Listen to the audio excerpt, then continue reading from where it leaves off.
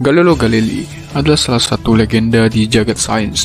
Reaksi gereja datang dengan cepat membawa Galileo dipanggil ke Roma. Agama berkembang dan mempengaruhi hampir seluruh kegiatan manusia, termasuk pemerintahan. Sebagai konsekuensinya, sains yang telah berkembang di zaman klasik dipinggirkan dan dianggap sebagai ilmu sihir yang mengalihkan perhatian manusia dari pemikiran ketuhanan. Dilanda zaman kegelapan sebelum tiba zaman pembaharuan, kemunduran intelektual, dan kemunduran ilmu pengetahuan.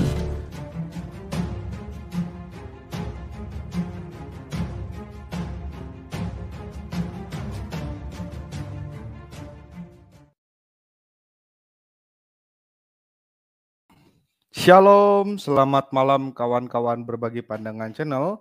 Berbagi pandangan, berbagi inspirasi. Balik lagi bersama admin Antonius. Kali ini kita akan mengulas topik yang sangat unik, di mana Gereja Katolik anti ilmu pengetahuan. Wah, ini ya kawan-kawan, seringkali dalam benak ya kita terpikir bahwa gereja ya atau iman kita, gitu, khususnya Gereja Katolik, apakah bertentangan dengan ilmu pengetahuan yang ada. Nah, untuk kali ini ya saya akan memaparkan ya bagaimana sih peranan Gereja Katolik dalam ilmu pengetahuan, teman-teman. Perlu kalian ketahui bahwa ternyata Gereja Katolik ini punya peranan yang sangat luar biasa ya dalam perkembangan ilmu pengetahuan.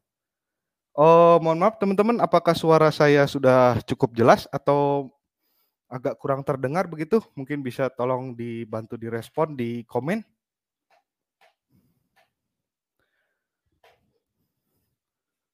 Sebentar. Oke. Mungkin sudah ya. Oke.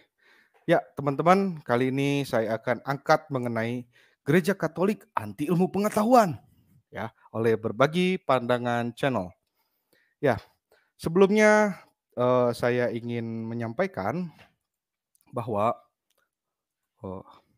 gereja ya di zaman baheula atau di zaman dulu itu pernah mengalami sebuah kasus yang cukup pelik terkait dengan perkembangan ilmu pengetahuan. Bahkan ada framing dari luaran sana seperti yang tadi kita tonton ya di awal video ya, bahwa ternyata gereja membuat ilmu pengetahuan di zaman itu menjadi mandek ya, tidak bisa berkembang gitu. Bahkan sampai di framing ya, gara-gara gereja lah ilmu pengetahuan tidak berkembang di Eropa ya, sehingga menjadi abad kegelapan. Nah, sekarang kita lihat teman-teman ya, pandangan seperti itu sudah cukup banyak dari waktu ke waktu ya. Jadi sejumlah orang berpandangan bahwa gereja adalah oknum yang anti sains gitu ya. Tidak mendukung namanya ilmu pengetahuan, bahkan katanya ya ada yang mengisukan bahwa gereja membunuh loh salah satu ilmuwan. Nah, benarkah hal itu dilakukan oleh Gereja Katolik? Nah, oke. Kita akan ulas di yang satu ini. Kemudian, ilmuwan selalu mendapat tekanan dari pihak gereja khususnya di abad pertengahan. Dan puncaknya ya, yang tadi saya bilang bahwa ternyata gereja katanya melakukan pembunuhan loh pada Galileo Galilei. Nah, oke ya, seperti itu tuduhannya teman-teman. Dan tidak jarang efek dari hal seperti ini, narasi seperti ini membuat banyak orang yang minder imannya, termasuk umat Katolik gitu. Sangat disayangkan ya. Kenapa hal ini bisa terjadi ya? Mungkin dikarenakan ketika kita dalam lingkungan sosial gitu ya, di mana banyak yang menuduh, "Oh kamu Katolik ya? Oh kamu gara-gara gereja kamu akhirnya ilmu pengetahuan tidak berkembang." Akhirnya membuat si orang tersebut minder, bahkan tidak jarang juga ada yang keluar mungkin imannya ya dari kepercayaan sebagai gereja Katolik. Nah, di sini yang mau saya tekankan kawan-kawan, Anda tidak perlu gusar, takut, sedih ya, bahkan minder gitu ya dengan pernyataan statement tuduhan yang masuk ke dalam kita ya sebagai umat Katolik ya. Saya sebagai umat awam pun ingin mencoba untuk memperkuat gitu ya kepercayaan diri teman-teman pada iman gereja Katolik. Katolik itu tidak seperti itu kawan-kawan, tidak seperti yang mereka framingkan gitu ya. Bahwa di dalam gereja Katolik sendiri ilmu pengetahuan itu sangat didukung penuh ya. Nah, bagaimana sih kita melihat faktanya? Nanti kita akan lihat kita bedah ya. Faktanya bagaimana gereja berperan di dalam sains, dan ini termaktub di dalam KGK. Apa itu? Katekismus Gereja Katolik. Teman-teman pasti sudah pada tahu lah tentang hal ini. Kemudian pandangan para bapak paus terdahulu tentang sains ya. Apakah mereka itu menolak seperti yang dituduhkan kebanyakan orang ya? Nah, ya, selanjutnya gereja sangat mendukung sains, bahkan banyak ilmuwan dari kalangan gereja loh ya. Nah, ini teman-teman nanti akan lihat ya, seberapa banyak sih peranan gereja Katolik ya terhadap kemajuan perkembangan ilmu pengetahuan dan teknologi gitu. Jadi peranan gereja di sini untuk peradaban yang bukan hanya sekedar satu kota, dua kota, dunia, teman-teman. Peradaban dunia itu peranan gereja Katolik di sini sangat sangat terlihat ya gitu. Hanya memang untuk tokoh-tokohnya tidak banyak yang kita ketahui atau mungkin kita sudah lupa gitu ya. Nah, kemudian banyak ahli sains Katolik yang menyumbangkan penelitian mereka yang memberikan dasar ilmu pengetahuan sampai sekarang. Jadi karena di abad-abad pertengahan itu memang ya secara teknologi, secara perangkat-perangkat gitu belum banyak ditemukan. Tetapi dengan perangkat hal yang ada seperti itu saja, mereka sudah bisa menemukan penemuan-penemuan yang menjadi cikal bakal yang bisa kita gunakan di saat ini di dunia modern. Gitu. Jadi menurut saya ini adalah hal yang spektakuler gitu ya. Kenapa? Dengan keterbatasan peralatan yang ada ya, mereka mampu berinovasi sehingga membuat peradaban dunia sehingga secepat seperti sekarang ini ya, gitu. Oke. Nah, sekarang kita lihat teman-teman di dalam KGK ya. Apa sih kata KGK tentang ilmu pengetahuan itu ya? Nah, teman-teman mungkin kalau yang punya di rumah gitu ya, buku KGK atau PDF-nya boleh dibuka atau dicatat saja. Di sini ada di KGK nomor 159 ya. Nah, itu mengenai iman dan ilmu pengetahuan. Meskipun iman itu melebihi akal budi ya. Memang kalau kita nalarkan ya, bahwa ketuhanan itu sangat sulit untuk dinilai, ditakar dengan akal budi kita. Kenapa? Karena memang sangat abstrak, bahkan kita belum pernah ada satupun manusia yang bisa melihat Tuhan gitu ya di zaman sekarang ini. Kalau di zaman Adam mungkin sudah ya, Adamnya yang bisa melihat gitu dan Hawa gitu kan. Kalau zaman sekarang siapa yang pernah melihat? Kan tidak ada. Jadi siapa yang bisa mengukur tingginya Tuhan? Tidak ada gitu ya. Jadi memang bahwa iman itu ya hakikatnya dia melebihi dari akal budi gitu ya. Di atas akal budi lah gitu. Namun tidak pernah bisa ada ya suatu pertentangan yang sesungguhnya antara iman dan akal budi. Jadi akal budi dan iman itu tidak pernah bertentangan kawan-kawan. Karena Allah yang sama yang mewahyukan rahasia-rahasia dan mencurahkan imannya, telah menempatkan di dalam roh manusia cahaya akal budi. Tetapi Allah Allah tidak dapat menyangkal dirinya sendiri dan tidak pernah yang benar bisa bertentangan dengan yang benar gitu. Maka dari itu, penyelidikan metodis di semua bidang ilmu bisa dijalankan dengan sungguh ilmiah dan menurut kaidah-kaidah kesusilaan ya. Nah, memang kadang praktik keilmiahan itu suka disalahgunakan secara tidak susila ya, artinya tidak benar gitu. Contoh aja, kalau teman-teman mengingat tentang Alfred Nobel ya, dia menemukan suatu bahan peledak gitu kan, yang mana tadinya digunakan ya untuk apa? Untuk kepentingan pertambangan. Namun karena disalahgunakan dari penelitiannya itu digunakanlah untuk kepentingan militer sehingga meledakkan orang-orang. Nah, inilah sebenarnya yang di dalam KGK itu tidak sesuai dengan kaidah kesusilaan gitu ya. Yang dimaksud seperti itu. Karena tujuannya Nobel tadi untuk membantu dalam segi pertambangan, ya kebetulan ayah saya ini adalah praktisi pertambangan gitu ya, ketika batu itu untuk dilepas daripada gunung gitu ya, karena sulit untuk dipacu atau bukan dipacu apa ya, ya digali ya, ditambang gitu.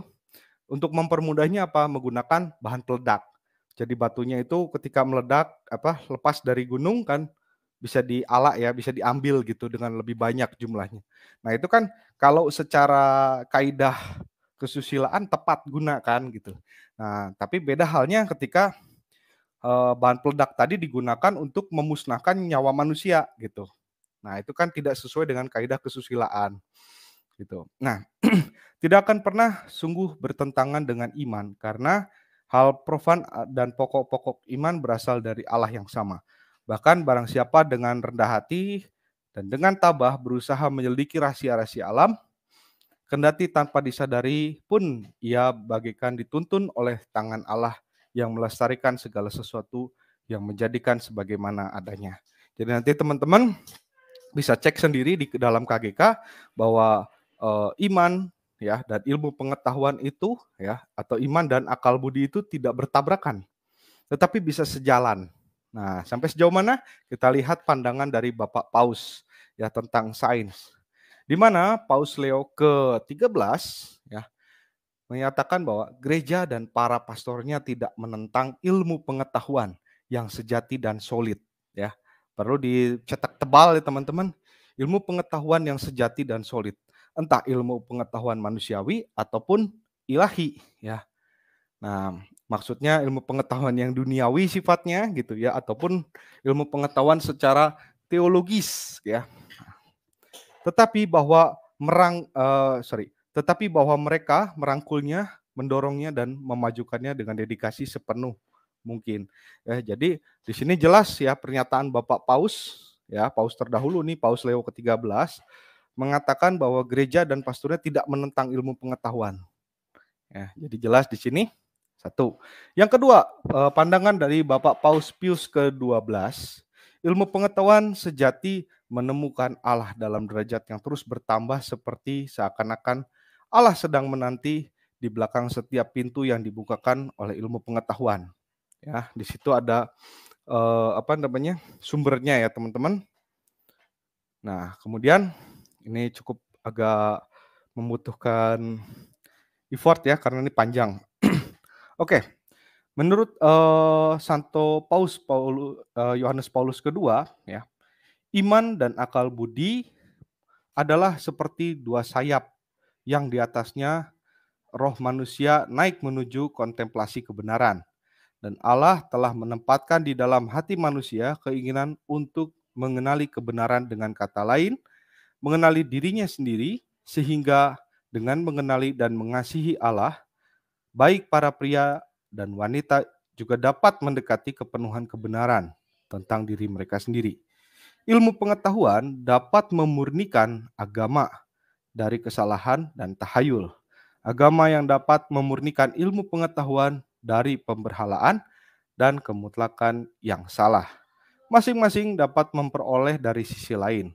Dunia yang lebih luas, dunia di mana keduanya dapat mencapai puncaknya. Ya.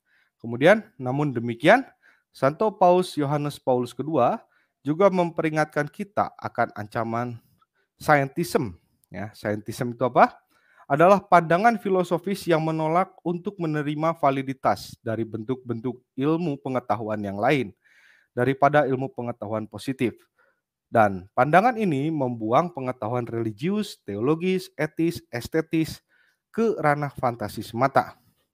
Di masa lalu, ide serupa muncul di positivisme dan neopositivisme yang menganggap pernyataan-pernyataan metafisik sebagai suatu yang tidak berarti.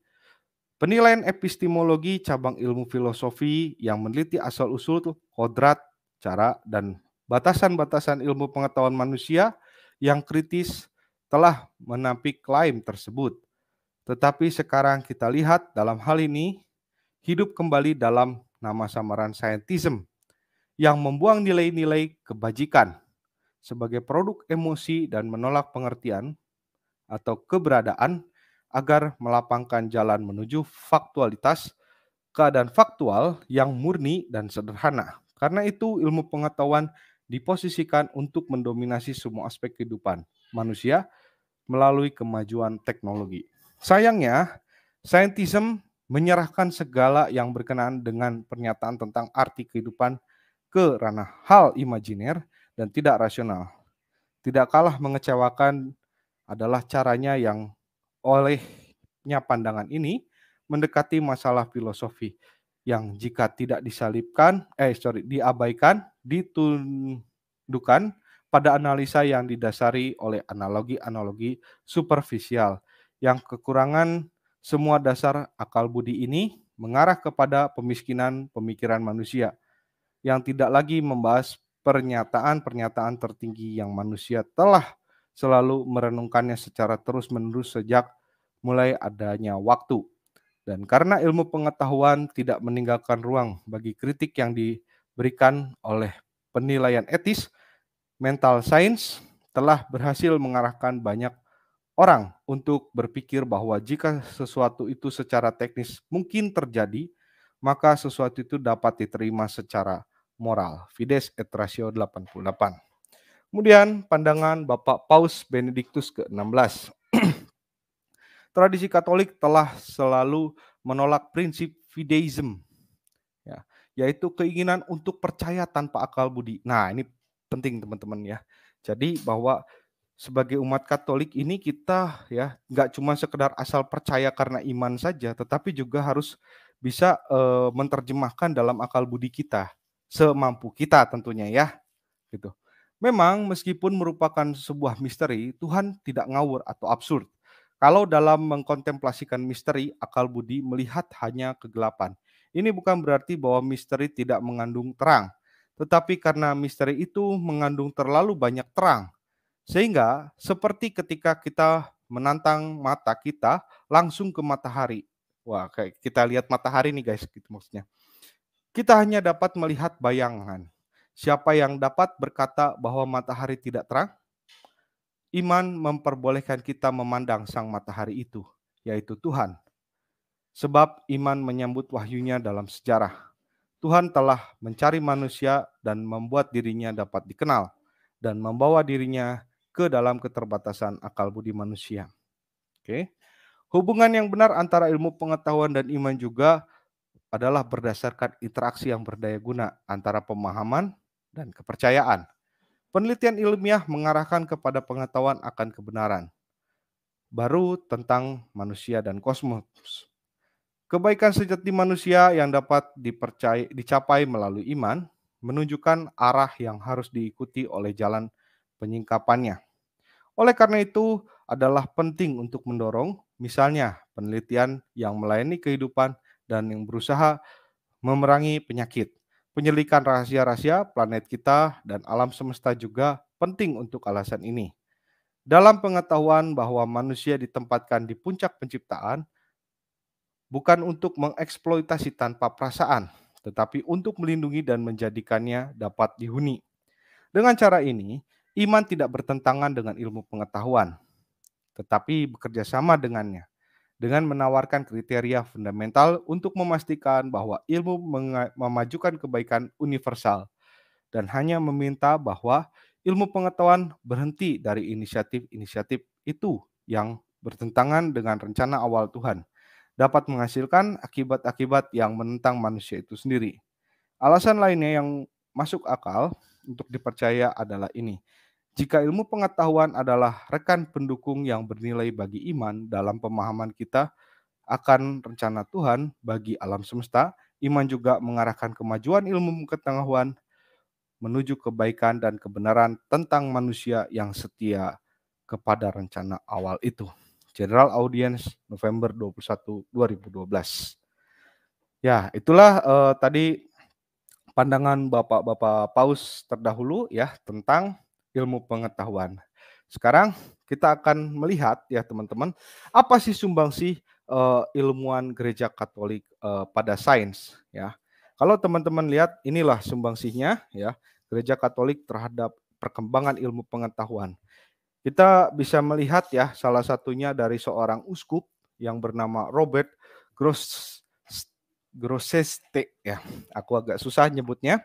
Nah, beliau ini adalah seorang uskup sekaligus juga negarawan, filosof skolastik ya, filosof terpelajar maksudnya skolastik itu.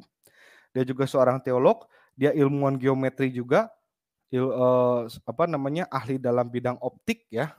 Optik kaca gitu ya, kaca pembesar, kaca kecil gitu ya, atau teropong itu juga termasuk alat optik. Kemudian dalam bidang astronomi. Nah, perlu teman-teman ketahui bahwa Monsinyur Robert inilah gitu ya yang menemukan namanya metode ilmiah ya.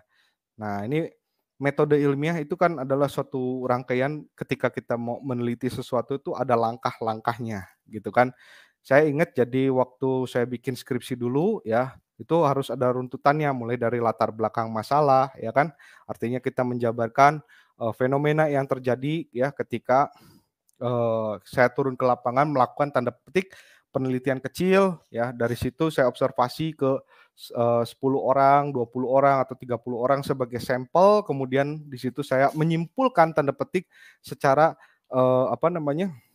Kesimpulan sementara atau hipotesa ya, ataupun juga asumsi ya, kalau penelitian secara kualitatif. Ini agak berat bahasanya, mohon kalau misalnya sambil teman-teman simak video ini, mungkin boleh sambil ngopi ya, gitu. Ya agak santai, tapi coba sambil dibayangkan, eee, ranah kita sekarang kita akan bahas tentang agak scientific gitu ya, supaya lebih mudah untuk dipahami. Nah, jadi sekali lagi ya, Monsinyur Robert ini atau Uskup Robert ya, di Inggris tepatnya dia tinggal, adalah seorang penemu metode ilmiah. Sebentar guys. Oke, sudah jelas. Ya, terima kasih Pak Budiman. Kita kembali ke presentasinya saya ya. Oke, kita lanjutkan. Yang kedua ya adalah Albertus Magnus ya, OP. Ini Ordo Dominikan ya. Dia terkenal karena pengetahuan ensiklopedi ya, bahasanya yang beragam seperti logika, teologi, psikologi, botani, geografi, astronomi, astrologi, mineralogi, kimia, zoologi ya, kimia, zoologi, filosofi, fisiologi, dan frenologi dan lain-lain. Jadi wow, ini kalau di zaman sekarang ya, kalau Albertus Magnus ini jangan-jangan kalau punya gelar tuh banyak ini berderet. Karena banyak sekali yang dia kuasain ya, gitu. Dan ilmunya cukup sulit-sulit ya, terutama juga ada psikologi di situ, karena saya juga sebagai sarjana psikologi, saya mempelajari itu cukup sulit ya teman-teman. Ya karena memang tidak hanya sekedar secara saintifik, tapi perasaan pun harus bisa bermain di situ. Nah, satu lagi yang perlu teman-teman ketahui bahwa Albertus Magnus ini ya, adalah penemu unsur kimia arsenik ya dalam sistem periodik unsur. Mungkin kalau teman-teman pernah belajar ya ketika SMP atau SMA ya tentang sistem periodik unsur ya yang ada nomor-nomornya seperti hidrogen, helium dan sebagainya itu kan adalah unsur-unsur kimia ya. Nah, ternyata yang menemukan unsur arsenik adalah beliau ini teman-teman ya. Arsenik ya, ini satu logam berat beracun ya, zat beracun ya. Mungkin kalau teman-teman ingat ya, zat ini pernah digunakan oleh Polikarpus ya, waktu kasus pembunuhan Munir ya gitu. Aktivis HAM 98 ya itu kena keracunan arsenik. Kemudian kasus arsenik ini juga ya itu dialami oleh Napoleon Bonaparte. Napoleon Bonaparte yang ada di Prancis ya, maksudnya bukan yang di Indonesia gitu. Itu kena keracunan arsenik juga kalau tidak salah ceritanya seperti itu. Nah, beliau ini ya Monsignor Albertus ya, Albertus Magnus ini juga orang cerdas ya. Dia menemukan satu unsur kimia yang bernama arsenik ya. Dan sekaligus juga Albertus Magnus ini ya, ini yang menginspirasi tokoh nasional di Indonesia bernama Soegija Pranata.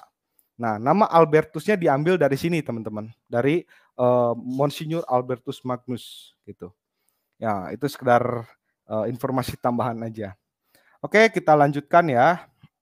Nah, kemudian sumbangsi Gereja Katolik pada sains juga ya tidak terbatas pada ilmu manusia saja, tetapi juga ilmu rohani, ya, ilmu teologi, ya, yaitu bernama Thomas Aquinas, ya, imam Katolik, pujangga gereja atau doktor teologi ya atau seorang teolog lah. Kemudian dia juga adalah ahli hukum, ya, dan filosof. Menjelaskan konsep Allah secara akademis, yakni dengan membuktikan keberadaan Allah gitu. Jadi karena penghayatannya akan begitu dalam ya. Thomas Aquinas ini pun juga tidak hanya sekedar dihormati di kalangan gereja Katolik, namun juga gereja-gereja lain ya. Contoh seperti aliran Lutheran ataupun aliran Calvinis juga ya menggunakan beberapa pandangan dari Thomas Aquinas begitu. Oke, kita lanjut. Nah, sumbangsih ilmuwan lain adalah Nicolaus Copernicus ya. Adalah seorang imam gereja Katolik ya. Beliau ini memang seorang imam tetapi juga adalah seorang peneliti ya astronomi ya, ilmu tentang tata surya begitu ya, dan juga seorang matematikawan. Nah, memang dari Nicolaus Copernicus ini lahirlah nanti ada muridnya yaitu bernama Galileo Galilei. Nah, untuk konsepnya yang diajukan adalah mengenai teorinya yang paling terkenal adalah heliocentris ya. Helios yang berarti matahari ya, di mana matahari digambarkan sebagai pusat daripada tata surya. Nah, ini memang agak tanda petik berbeda di zaman itu ya. Yang dipahami di zaman itu adalah geosentris, artinya bumilah yang menjadi pusat daripada tata surya gitu. Nah, ini akan dibahas lebih menarik lagi. Kita akan bahas di part 2 ya, teman-teman. Karena di sini saya mungkin tidak akan terlalu lama memaparkan dan juga mungkin akan lebih cepat ingin diskusi gitu ya. Nah, jadi saya minta waktunya pada teman-teman, bagi yang ingin mau masuk nanti akan saya kasih linknya. Nah, kembali ke Nicolaus Copernicus ya. Nicolaus Copernicus ini adalah kalau boleh dibilang konsepnya inilah yang akhirnya nanti akan diperluas ya, diperdalam lagi oleh Galileo Galilei dan nanti akan terjadi sejumlah kasusnya, hanya akan kita bahas di part yang kedua. Tidak masalah ya teman-teman. Oke.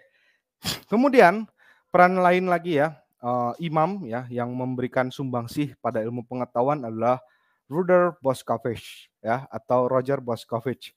Ya, beliau adalah seorang teolog, fisikawan, astronom, matematikawan, filosof, diplomat, penyair, imam Yesuit. Nah, ya, imam sekaligus juga ilmuwan ya dan polimet atau ilmu yang ada di banyak bidang. Makanya dia digelari orang yang cerdas di waktu di zamannya gitu ya. Karena menguasai berbagai macam bidang ilmu makanya disebut polimet gitu. Nah, kemudian penemuan yang paling memberikan sumbangsih terbesar pada waktu itu adalah dia dijuluki sebagai bapak teori atom modern. Atom ya. Kita tahu bahwa atom adalah satuan terkecil gitu. Nah, dari sini ya akhirnya diteruskan penelitiannya oleh John Dalton ya atau John Dalton gitu yang mengembangkan ya teori tentang atom ini gitu. Sehingga menjadi penemuan yang lebih ini lagi ya, lebih berkembang lagi gitu. Dari penelitian-penelitian terus karena yang namanya sains atau penelitian atau ilmu pengetahuan itu tidak pernah berhenti ya. Selalu akan dicari dan digali gitu ya.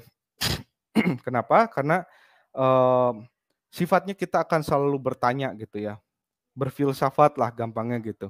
Kita akan selalu bertanya ketika sudah menjadi teori ini, kemudian kita akan membuktikan dari teori itu, benar nggak gitu. Setelah dibuktikan, kemudian kita kembangkan lagi, akhirnya menemukan teori baru yang akan berkembang sampai dengan sekarang. Buktinya bahwa sekarang bahwa atom itu sudah bukan bagian dari terkecil lagi ya. Ternyata ketika atom itu dibelek gitu, dibuka, wah di dalamnya ternyata ada proton, neutron, positron gitu ya. Gitu, ada proton, neutron, apalagi satu lagi itu aku lupa. Ya, itulah kira-kira. Jadi kalau di zaman itu ya sudah hebat gitu, sudah bisa menemukan ya atom gitu ya. Ternyata di dalam atom itu ada inti atom lagi. Nah, makin lama makin ke sini teori berkembang gitu ya. Makin diteliti makin dapat intinya inti gitu.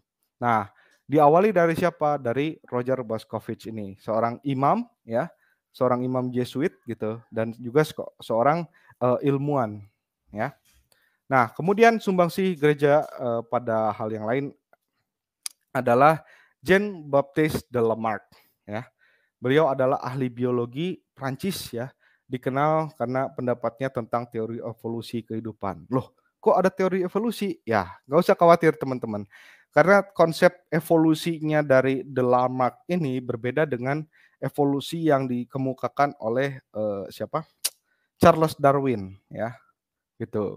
Gampangnya ginilah, mengingat kalau Charles Darwin tuh asal-usul manusia itu evolusi dari kera ya, dari manusia kera gitu. Kalau apa de Lamarck ini agak berbeda ya. Jadi konsep evolusinya itu adalah karena adaptasi. Nah, gampangnya begini teman-teman. Ini ada dua ilustrasi. Yang atas ini adalah teorinya Lamarck ya, yang bawah ini adalah teorinya Darwin. Kalau menurut Lamarck ya, bahwa dahulu itu ya ada yang namanya jerapah itu ada dua jenis ya, ada yang berleher pendek, ada yang berleher panjang. Nah, yang berleher pendek ini akan kesulitan untuk mendapatkan makanan karena apa? Di zaman itu pohon itu tinggi-tinggi gitu loh. Nah, akhirnya apa? Si jerapah ini beradaptasi sehingga lehernya agak ketarik-ketarik, lama-kelamaan keturunan-keturunannya lehernya jadi panjang semua. Gitulah gampangnya. Jadi memanjangnya si leher itu karena proses adaptasi tadi yang akhirnya diturunkan secara turun-temurun secara genetik gitu ya, akhirnya berkelanjutan dan menghasilkan jerapah yang lehernya panjang-panjang seperti saat ini gitu. Nah, sedangkan kalau konsepnya Darwin itu adalah kalau di zaman dulu ya, itu ada jerapah yang berleher panjang ya, yang ini ya, dan juga ada jerapah yang berleher pendek.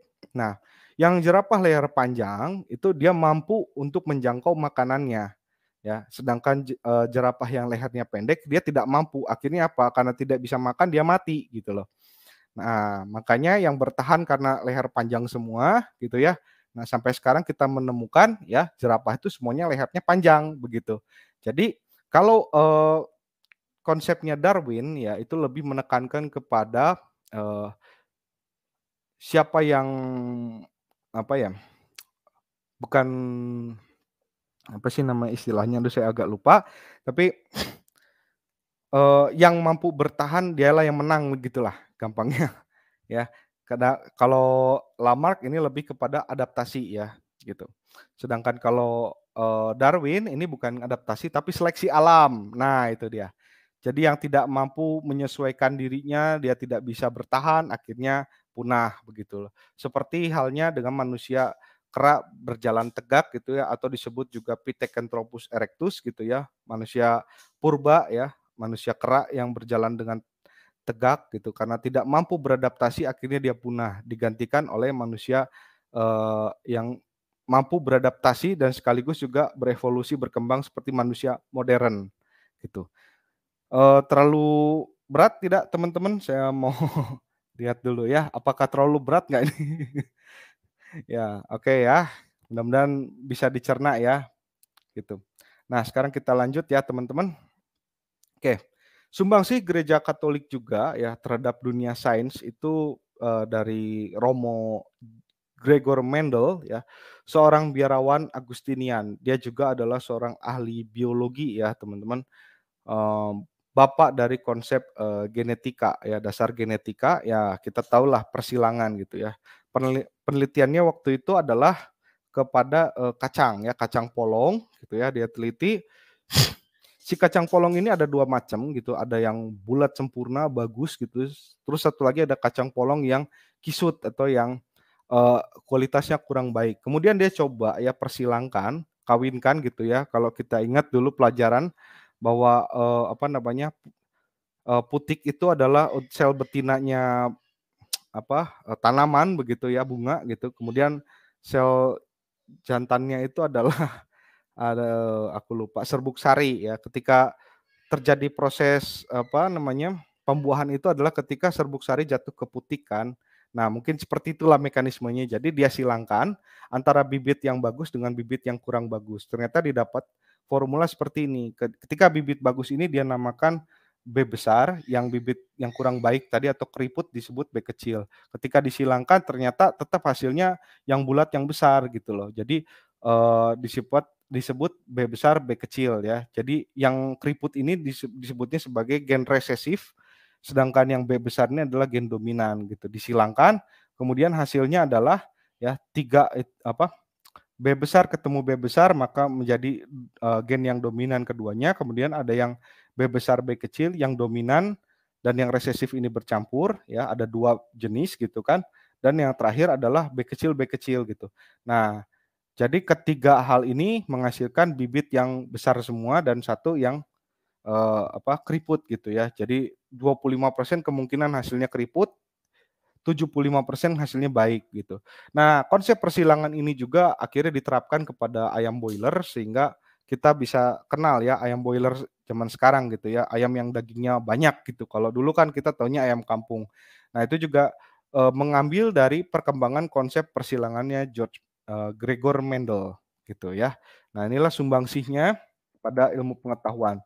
Nah, ini lagi teman-teman ya, kalau bisa tebak ini siapa?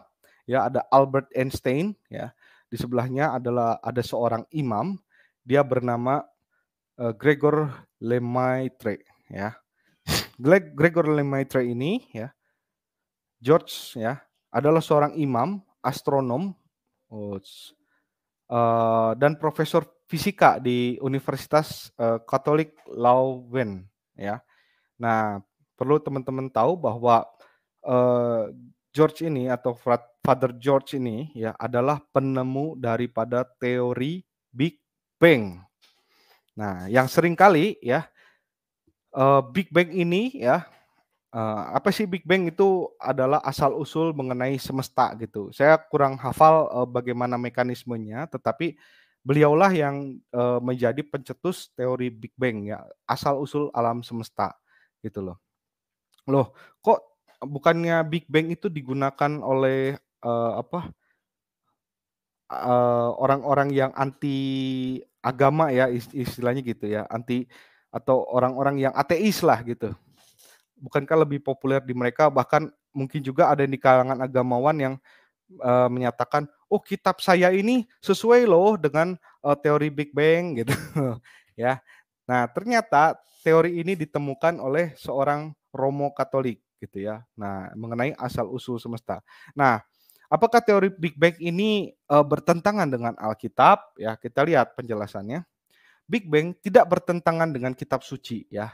Ledakan awal ya atau tanda petik ledakan tadi, awal kosmos tersebut dapat dihubungkan dengan firman Allah. Nah, nanti teman-teman baca di Kejadian 1 ayat yang ketiga. Ya, berfirmanlah Allah, jadilah terang. Nah, pada saat bilang jadilah terang, itulah di situ munculnya Big Bang gitu. Jadi yang mengawali penciptaan, inilah yang mengawali penciptaan ya, gitu loh. Nah, kalau mekanismenya Big Bang itu seperti apa dan sebagainya, silakan nanti teman-teman saya kasih PR untuk membaca sendiri saja ya. Tetapi Big Bang ini tidak bertentangan dengan Alkitab. Karena kalau teman-teman baca di Kejadian 1 ayat 3, jadilah terang. Nah, itulah permulaan atau awal mula dari penciptaan ya. Nah, bedanya adalah ilmuwan yang menolak Allah mengatakan bahwa ledakan itu disebabkan karena kebetulan. Sedangkan umat beriman ya, kita sebagai umat Katolik gitu ya, mengakui bahwa ledakan itu disebabkan ada penyebabnya. Siapa? Allah Sang Pencipta gitu ya. Kan makanya dikatakan berfirmanlah Allah, ya kan? Nah, jadi asal-usul semesta ini tidak langsung ujuk-ujuk jadi gitu loh, seperti yang dikemukakan oleh ilmuwan yang menolak Allah tadi atau orang ateis lah, yang mengatakan bahwa, ledakan itu terjadi karena kebetulan gitu loh. Nah, kalau di sini enggak ya, bahwa ledakan itu terjadi karena ada firman Allah gitu. Jadi tidak bertentangan ya justru dengan Alkitab gitu. Nah, justru salah kalau ada orang yang bilang Big Bang itu bertentangan dengan Alkitab. Nah, berarti dia kurang baca Kejadian 1 ayat 3. Gitu. Oke, sumbangsi yang selanjutnya ya, ini dari yang tadi itu ya, orang-orang yang tergolong klerus ya atau rohaniawan gitu ya atau para imam dan juga ada uskup juga. Sekarang dari umat Katoliknya sendiri gitu. Umat Katoliknya sendiri ya artinya bukan golongan rohani gitu ya, tetapi mereka memang mendedikasikan untuk ilmu pengetahuan. Adalah Andreas Vesalius ya, ahli anatomi dan dari bangsa Flemish dan penulis dari buku pengaruh ilmu anatomi ya, The Humanist dan bla bla bla itu agak sulit ya artinya pengerjaan tubuh manusia. Vesalius disebut sebagai pemulai masa anatomi manusia modern. Nah, penemuannya Vesalius ini ya digunakan apa untuk dunia medis ya, dunia kedokteran gitu. Jadi badan manusia itu dibelah kemudian dilihat gitu ya. Kalau teman-teman kedokteran ataupun psikologi di zaman dulu ya, psikolog-psikolog zaman dulu itu belajar tentang ilmu faal namanya. Jadi ilmu tentang bedah tubuh manusia, anatomi tubuh gitu. Agak kurang gimana ya gitu. Dosen saya pernah cerita katanya setelah ngikutin pelajaran itu dan benar-benar melihat sebuah jasad gitu dibelek begitu, dia tiga bulan tidak mau makan daging teman-teman gitu ya. Efeknya sampai seperti itu karena ada efek psikologisnya juga sih kalau nggak kuat gitu. Tapi kalau yang udah biasa ya para dokter-dokter yang sudah melewati masa ospek begitu ya, mereka sudah biasa dengan yang kayak gitu, jadi nggak kaget lagi. Oke, nah sumbangsi yang berikutnya adalah Antoine Lavoisier ya.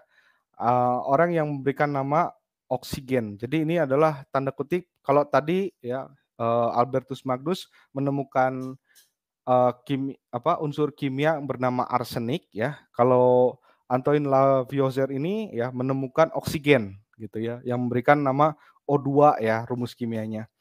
Nah, pada tahun 1774 perkataan oksigen sendiri ya itu dari dua unsur suku kata Yunani bernama oxus yang berarti asam dan genan yang menghasilkan gitu.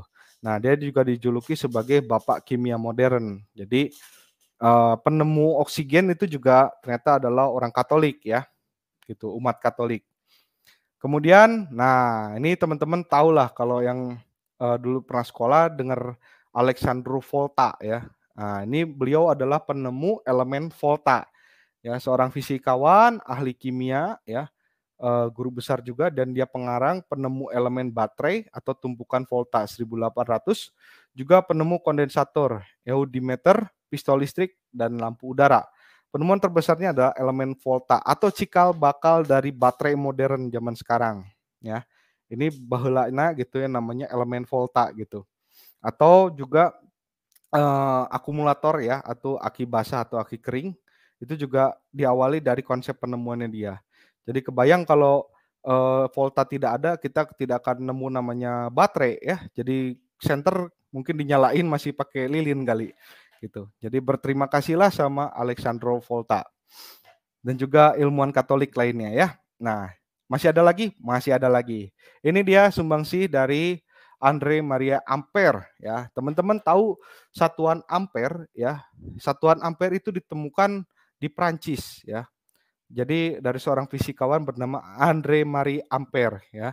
Fisikawan dan ilmuwan Prancis yang serba bisa yang merupakan salah satu pelopor bidang listrik dinamis atau elektrodinamika gitu. Nah, beliaulah yang menemukan konsep listrik dinamis ya atau elektrodinamika tadi gitu. Aku kurang bisa menjelaskan lebih jauh karena bukan bidang di fisika, tetapi aku tahu ampere adalah salah satu satuan di dalam kelistrikan gitu ya. Ya di meteran itu kan suka ada berapa ampere gitu ya. Nah, dari sini nih penemunya ya, Bapak Ampere ini. Oke. Nah, kemudian juga sumbangsi umat awam pada sains yaitu Augustin Louis Cauchy ya, seorang matematika Prancis ya, yang disebut juga bapak dari kalkulus. Nah, ini kalau teman-teman lihat ya rumusnya begitu mumet, inilah yang bikin PR kita numpuk waktu SMA dulu ya, belajar tentang kalkulus sampai mumet kepala kita. Gitu. Yaitu integral fungsi x dx ya, limit n sama dengan atau n lebih apa gitu aku lupa ya bacanya. N tidak terhingga, kemudian sigma N, I sama dengan 1. Wah inilah. Nah inilah Bapak yang bikin PR SMA kita cukup berat. Tapi kalau tidak ada penemuan ini teman-teman, kita tidak tahu rumus integral gitu ya. Jadi berterima kasihlah walaupun PR kita jadi banyak. Oke, nah kemudian ada Guglielmo Marconi ya. Nah nama Marconi ini tidak asing lagi teman-teman. Dia adalah seorang insinyur listrik Italia dan peraih hadiah Nobel, terkenal mengembangkan suatu sistem telegrafi tanpa kabel yang dikenal dengan radio. Jadi dia ini adalah penemu radio ya. Cikal bakalnya dari Bapak Marconi ini ya, yang menemukan radio sehingga kita bisa ikut tahu siaran ya di radio. Ada yang mungkin zaman baheula mungkin Bang Naga mungkin ya suka main CB gitu kan. Halo halo Roger Roger, nah, kayak gitu-gitulah. Oke, sambil menunggu mari kita discuss dulu. Mungkin kalau ada teman-teman yang mau masuk, saya kasih link StreamYard. Silakan mungkin kalau ada yang mau bergabung untuk ngobrol-ngobrol, kita ngopi diskusi ya.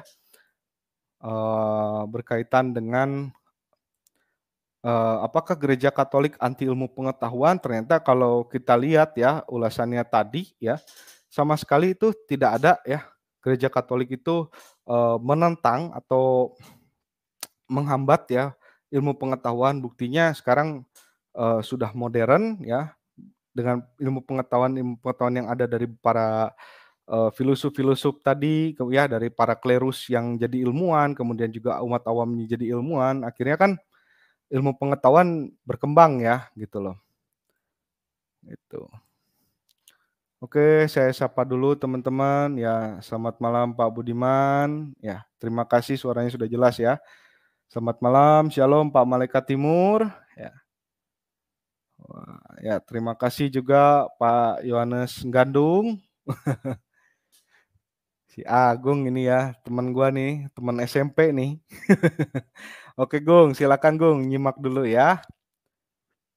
Bang Naga, oke ya sudah kulihat jerapah yang bersaing-sayangan. Ya, ya, ya, ya. Ya, itulah tadi konsep teori evolusi ya. Evolusinya tuh tidak sekedar ini ya, bukan cuma Charles Darwin gitu yang menemukannya, tetapi ada yang jauh lebih tua yaitu Lamarck gitu. Kemudian disempurnakan kembali oleh Charles Darwin. Namun cuman sayangnya teori Charles Darwin tuh juga banyak pertentangannya juga sih ya gitu. Ya namanya ilmu pengetahuan tuh kan terus berkembang gitu, nggak bisa stagnan di situ, dalilnya itu nggak ya. Karena kalau misalnya baru hanya sekedar keluar ya, istilahnya baru masih menjadi teori ya, itu belum bisa dibuktikan secara apa, secara fakta ya, itu belum bisa dianggap sebagai kebenaran yang hakiki gitu ya. Artinya masih bisa dikembangkan, sedangkan iman itu kan tidak bisa gitu ya. Ketika sudah didogmakan begini ya sudah, kita hanya bisa percaya gitu. Contoh kayak misalnya para rasul ya gitu. Ini loh Alkitab yang sudah dikanon, ini yang sesuai dengan tulisan para rasul. Nah, ya sudah, artinya kita hanya tinggal percaya aja gitu loh. Tapi ya itu tadi ya, tidak hanya percaya buta ya. Kan kanonisasi pun juga tidak hanya sekedar percaya buta gitu, melainkan melalui penelitian-penelitian gitu. Jadi nggak sembarangan gereja juga mengkanon Alkitab gitu ya. Ini jadi lari ke kanon, tapi ini berkaitan ya teman-teman dengan saintifik juga, bahwa kanonisasi pun juga itu banyak sekali penelitian-penelitian yang dilakukan gitu ya oleh bapak-bapak gereja kita gitu. Jadi berterima kasihlah sama bapak-bapak gereja sehingga kita nemu nih patokannya untuk mengenal Yesus Kristus itu dari mana gitu, kalau bukan dari Alkitab ya gitu. Oke, selamat malam juga Bang Petrus Batu Karang. Terima kasih sudah mampir ya. Gitu. Oke. Mungkin yang dimaksud adalah Homo homini lupus est. Bahasa Latin manusia adalah serigala bagi manusia sesamanya. Ya, ya, ya. Kalau istilah yang Homo homini lupus est ini mungkin kayaknya kok lebih cocok ke apa ya?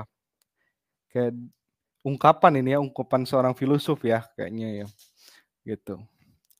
Oke, selamat malam Bang Sima Garuda. Terima kasih ya. Oke, teman-teman ada yang mau berbagi pandangannya? Ya, jadi sekali lagi teman-teman ya, bahwa banyak sekali tuduhan yang dilemparkan ke kita seperti di dalam video ini. Mari kita simak dulu ya. Galileo Galilei adalah salah satu legenda di jagat sains. Reaksi gereja datang dengan cepat membawa Galileo dipanggil ke Roma. Agama berkembang dan mempengaruhi hampir seluruh kegiatan manusia, termasuk pemerintahan. Sebagai konsekuensinya, sains yang telah berkembang di zaman klasik dipinggirkan dan dianggap sebagai ilmu sihir yang mengalihkan perhatian manusia dari pemikiran ketuhanan. Dilanda zaman kegelapan sebelum tiba zaman pembaharuan, kemunduran intelektual, dan kemunduran ilmu pengetahuan.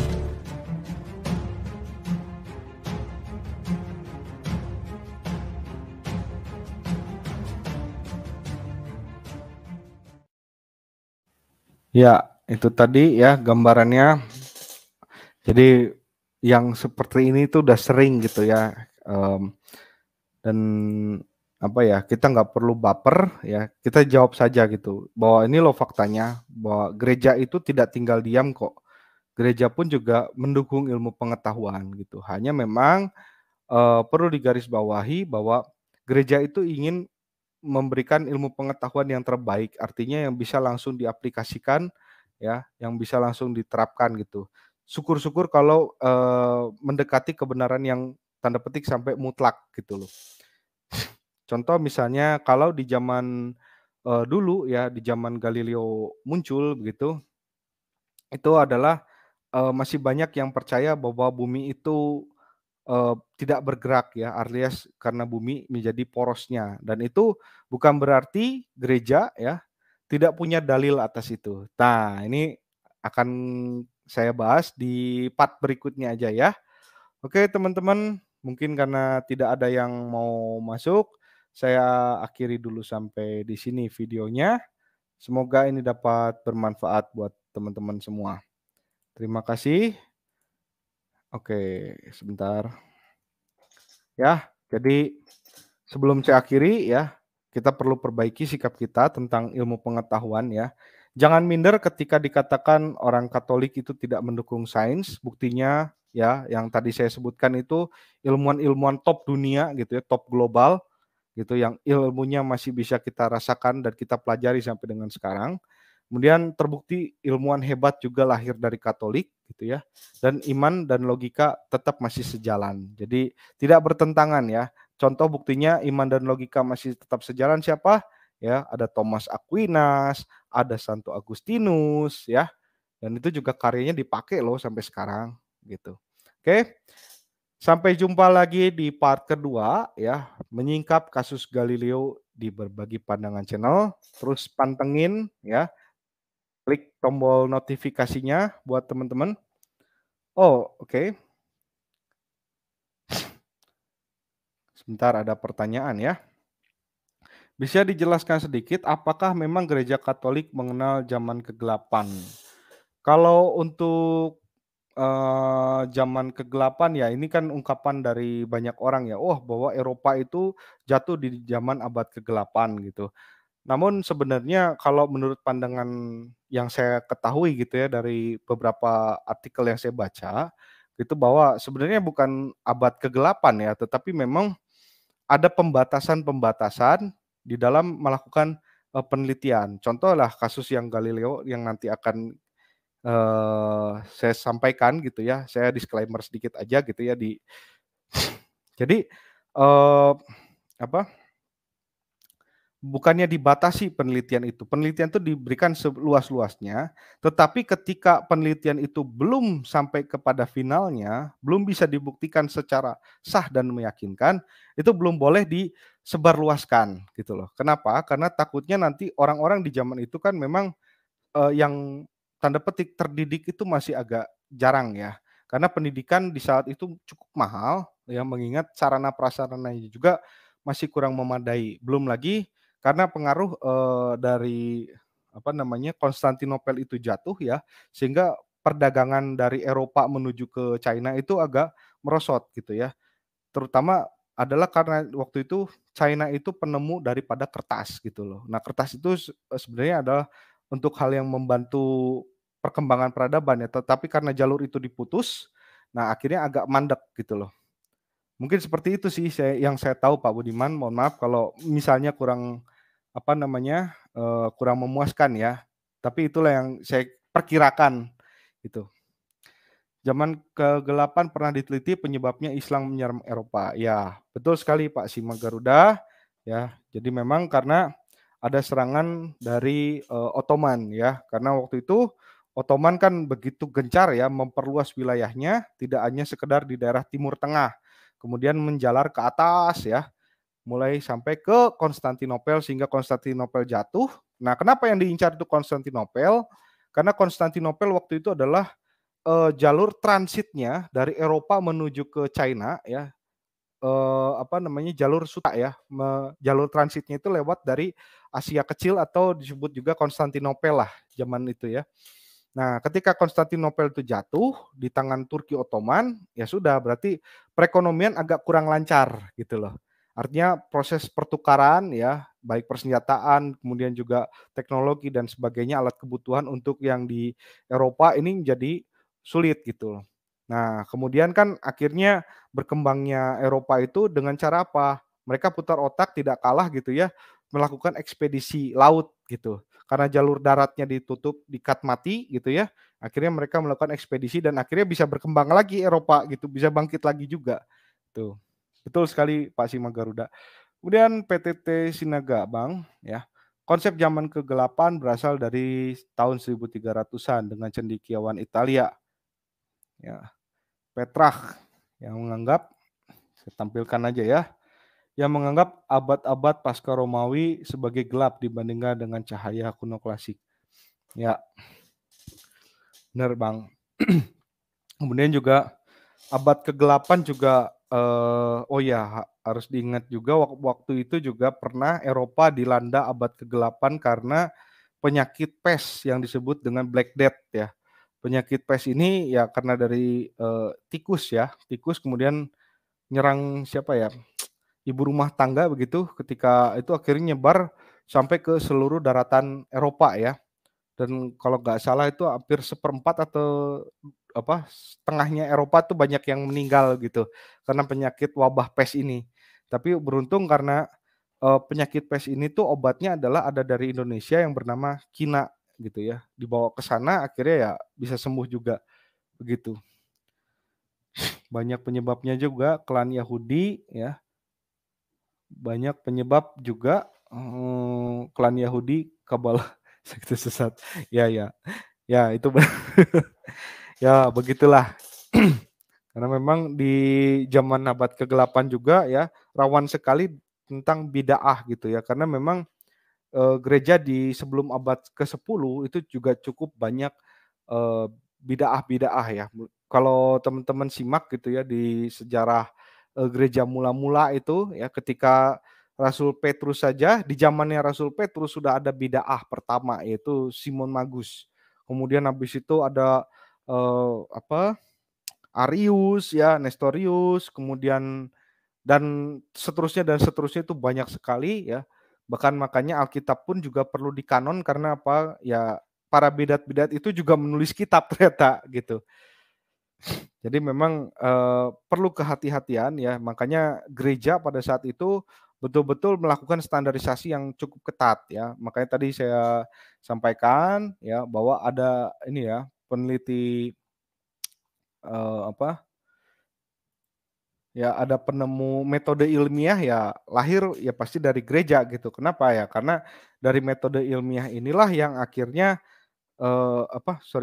dari metode ilmiah ini tuh kenapa bisa tumbuh dari gereja ya karena pengalaman-pengalaman itu tadi ya, beliau mempelajari sehingga menemukan ini loh, oh caranya dalam meneliti itu harus sampai sejauh mana sih? Apakah cukup sampai berhenti ketika teori itu sudah muncul ataukah perlu diteruskan lagi? Ternyata kalau teori itu masih tanda petik belum sifatnya, hakiki ya, artinya harus ditinjau lagi lebih lanjut gitu. Oke, mungkin teman-teman kalau mau masuk, ini linknya ya.